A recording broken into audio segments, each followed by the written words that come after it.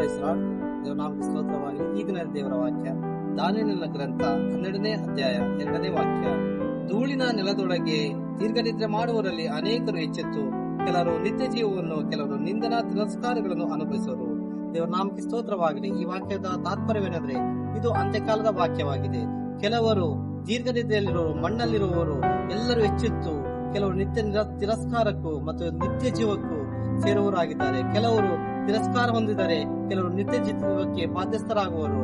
ಹಾಗಾಗಿ ನಾವು ಒಳ್ಳೆಯದನ್ನು ಮಾಡುವುದಾದರೆ ನಾವು ನಿತ್ಯ ಜೀವಕ್ಕೆ ಬಾಧ್ಯಸ್ಥರಾಗುತ್ತೇವೆ. ಆದರೆ ಕೆಟ್ಟದನ್ನು ಮಾಡುವುದಾದರೆ ನಿತ್ಯ ತಿರಸ್ಕಾರಕ್ಕೆ, ನಿತ್ಯ ನಿಂದೆಗೆ ಮತ್ತು ಬೆಂಕಿಗೆ ಕೆರೆಗೆ ತುತ್ತಾಗುತ್ತೇವೆ. ನಾವು ಪ್ರಾರ್ಥನೆ ಮಾಡಿಕೊಳ್ಳೋಣ.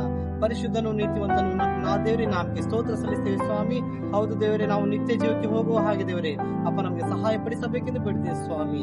ಹೌದು ಅಪ್ಪ, ನಾವು ಒಳ್ಳೆ ಕಾರ್ಯಗಳನ್ನು ಮಾಡಿದ್ದೇವೆ, ಒಳ್ಳೆ ಕ್ರಿಯೆಗಳನ್ನು ಮಾಡಿ ಸ್ವಾಮಿ ಅಪ್ಪ ನಿನ್ನ ಮೆಚ್ಚುವ ಕೆಲಸಗಳನ್ನು ಮಾಡಿದ್ದೇವೆ. ನಿತ್ಯ ಜೀವಕ್ಕೆ ಬಾಧ್ಯಸ್ಥರಾಗುವಂತೆ ದೇವರೇ ನಮ್ಮನ್ನು ಸಹಾಯ ಪಡಿಸಬೇಕೆಂದು ನಡೆಸಬೇಕೆಂದು ಯೇಸುವಿನ ನಾಮದಲ್ಲಿ ಬೇಡುವಂತೆ ಜೀವನ ತಂದೆ. ಆಮೆನ್.